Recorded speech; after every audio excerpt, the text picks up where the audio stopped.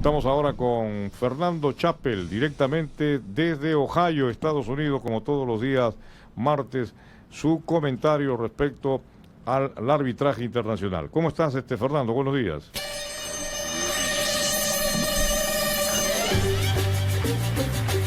¿Qué tal? Muy buenos días, Raúl. Buenos días a todos los amigos de la mesa de control. Buenos días al Perú.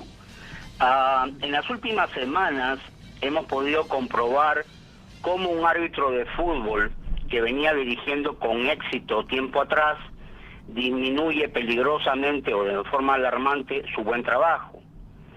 Eso nos llevó, estimados amigos, a buscar a través de un detenido análisis las razones de esta dura realidad para algunos árbitros. Para este ejemplo, hemos considerado a dos personas puntuales: la labor del árbitro internacional Luis Garay y también de otro árbitro internacional, Joel Alarcón, solo por mencionar este par de árbitros para que nos ayuden un poco para interpretar lo que tratamos de decir. Y encontramos algunos aspectos que quisiéramos compartir con ustedes. Los árbitros de fútbol se encuentran presionados semanalmente y carecen de una política motivacional sólida que permita neutralizar los sinsabores normales de esta actividad. De allí que a nuestro concepto, los integrantes de la CONAR, con ignorancia extrema, marquen preferencias para determinados árbitros sin percatarse que los que ya no reciben esto, o los que no son agraciados con este incompetente mecanismo de formación, se vean afectados y disminuyan abruptamente su trabajo en el terreno de juego. Por tanto, es importante reconocer que la psicología de la motivación en el ámbito deportivo ha estado tradicionalmente orientada a identificar los motivos relacionados con los deportistas, pero increíblemente no existe nada con respecto a la figura del árbitro. Algo que suena contradictorio, ya que el árbitro es considerado un deportista y es aquel que mayor presión mediática recibe en su labor. Por tanto, no podemos obviar que los árbitros, junto a los deportistas y los entrenadores, son uno de los elementos imprescindibles para que exista la competición deportiva. Por tanto, conozcamos los grandes temores de los árbitros. Y el juez que me diga que no, pues simplemente es un extraterrestre. Número 1, el miedo al fracaso. Lo esencial de la ansiedad de los árbitros es el miedo al fracaso, que en la mayoría de los casos incluye preocuparse por sancionar una falta importante, estar fuera de su posición, una mala actuación, una mala evaluación o simplemente no cumplir sus expectativas.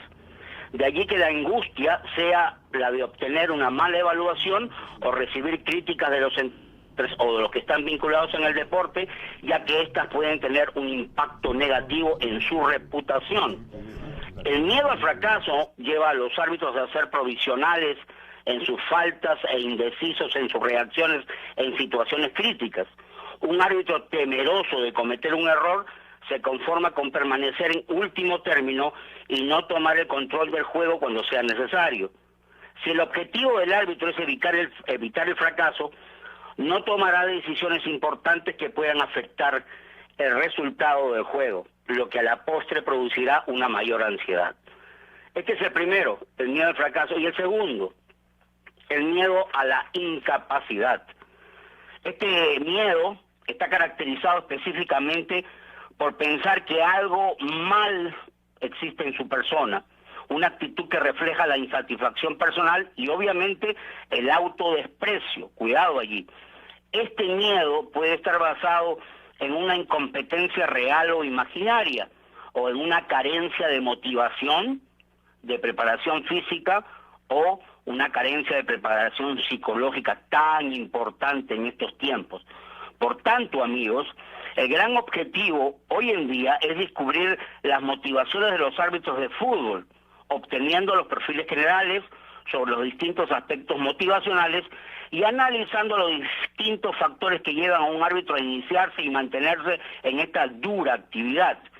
De allí que es vital reforzar constantemente las razones por las cuales el árbitro se iniciaron, como por ejemplo, número 1, el deseo de sobresalir, de ser visto, de escapar a la rutina. El segundo, la superación de sentimientos de personalidad en términos de necesidad de notoriedad, el aplauso de la multitud, la autonomía de su decisión. 3, el amor al deporte. 4, relacionarse con gente del deporte que ama y disfruta como es el fútbol.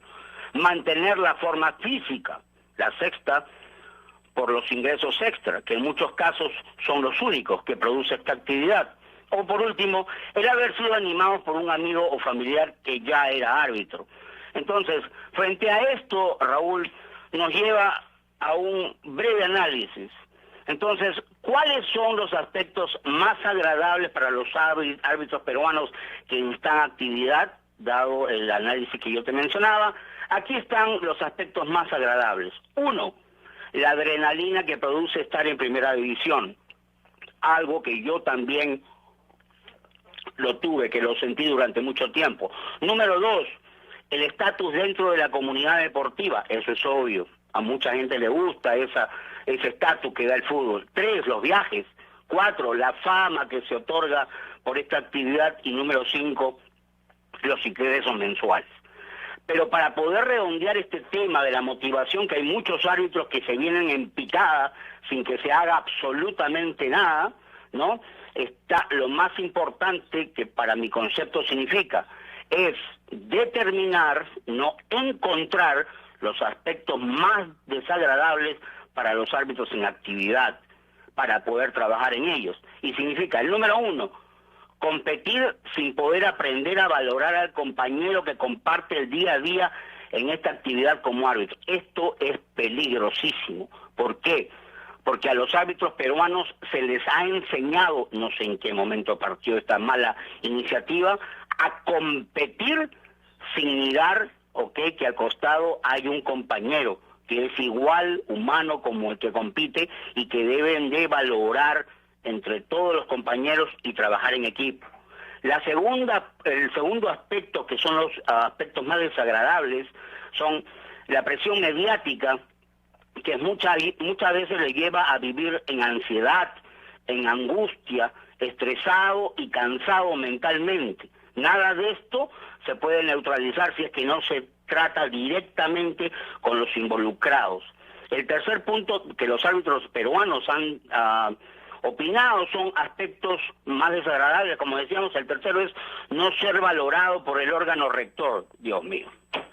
Ellos se dan cuenta que el órgano rector no los valora, porque no les brinda ninguna política coherentes para que los árbitros encuentren siempre la calma, ¿no? Y sean valorados en el terreno de juego. El cuarto punto es de que falta de políticas de beneficios. El árbitro tiene muchos años participando en el fútbol profesional o en el fútbol amateur, y cuando se retira no recibe sino simplemente un hasta luego y una palma en la espalda, y a veces ni eso, ¿no? Y nada más. Y el último es perderte valiosos momentos de la vida familiar, algo que yo supuse que podría haber estado en primer lugar o en el segundo, pero lo ponen en el quinto lugar, los árbitros peruanos. Ahora, Raúl y amigos, el no hacerlo, es dejar que nuestros árbitros sigan desmoronándose sin que haya alguien que pueda ayudarlos. Semana a semana se va cayendo el arbitraje. ¿Por qué?